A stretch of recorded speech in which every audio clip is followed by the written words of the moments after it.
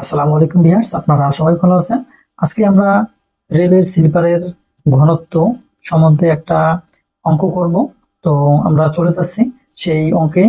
লেখা আছে যে 640 মিটার দীর্ঘ একটি বোর্ড গেজ রেলওয়ে ট্র্যাকের স্লিপারের ঘনত্ব n+7 হলে স্লিপারের সংখ্যা বের করো।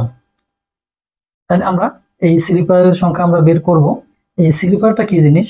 এটা হচ্ছে যখন আপনারা দেখেন যে লাইনগুলো অর্থাৎ রেল লাইনগুলোর যে রেলগুলো লম্বালম্বি থাকে, তার আড়াআড়ি তাকে সাপোর্ট দেওয়ার জন্য যেই কাঠামোটা তৈরি করা হয় সেটা হচ্ছে স্লিপার। স্লিপারের অনেক প্রকারভেদ আছে, যেমন কাঠের স্লিপার আছে, কাস্ট আয়রন এবং কংক্রিট স্লিপার আছে। তো সচরাচর এখন কংক্রিট স্লিপারটাই বেশি ব্যবহার হয়। আগে কাস্ট লোহার ছিল, এখন এরপরে কাঠের স্লিপার ছিল, তারপরে এখন কংক্রিটের ব্যবহারটা বেশি হয়ে গেছে। তো যাই হোক, আমরা সেই স্লিপারের ঘনত্ব আজকে নির্ণয় করা জানবো। অর্থাৎ এই যে রেল, আপনারা জানেন যে রেল 3 প্রকার হয়ে থাকে, অর্থাৎ broad gauge, metre gauge, narrow gauge.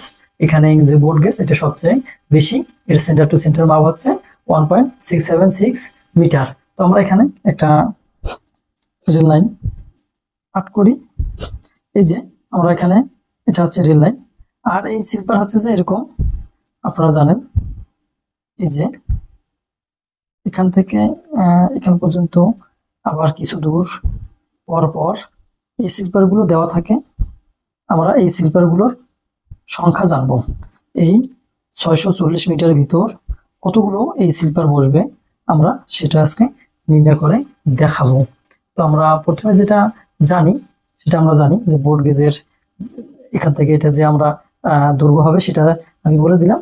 এখন আমরা জানবো একটা রেলের দৈর্ঘ্য কত ফিট। আমরা এবার লিখি একটি রেলের দৈর্ঘ্য, একটি রেলের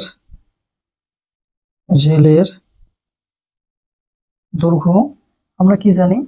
একটি রেলের দৈর্ঘ্য 12.80 মিটার। এই যে এই রেলগুলো ভাগ আছে, আপনারা জানেন যে কিছু দূর পর পর এই জয়েন্টের এই জায়গা কি একটু হালকা করে ফাঁকা থাকে, কিন্তু এখন প্রায় এগুলো ঝালাই করে দেওয়া থাকে। তো যাই হোক, আমরা জানি যে একটা রেলের দৈর্ঘ্য এখান থেকে নিয়ে এখান পর্যন্ত 12.8 মিটার একটা লম্বা থাকে। এই দৈর্ঘ্য আমরা জেনে নিলাম। তাহলে আমরা 640 মিটারের জন্য কতগুলো লাগে সেটা আমরা এখন কি বের করতে পারবো। তাহলে আমরা লিখবো যে মোট রেলের সংখ্যা, আমরা মোট রেলের সংখ্যা বের করব। তাহলে আমরা জানি এটা মোট দৈর্ঘ্য কত আছে, 640 মিটার ভাগ হচ্ছে এই যে একটি রেলের দৈর্ঘ্য 12.8 মিটার, এখানে মিটার। এখন এটা কাটাকাটি যদি করি আমরা, তাহলে 50, এটা হচ্ছে 50টি বের হবে, 50টি বের হবে। যেহেতু এটা মিটার, এটা মিটার, মিটারে চলে গেল। তাহলে আমাদের কতটা লাগবে? এখানে লাগবে 50টি।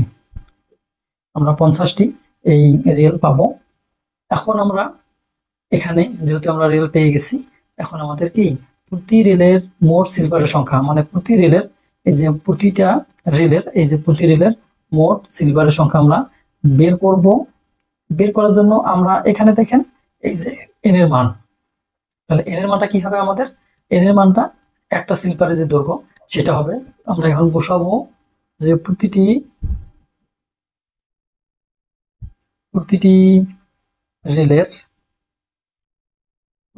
রেলের মোট স্লিপারের সংখ্যা,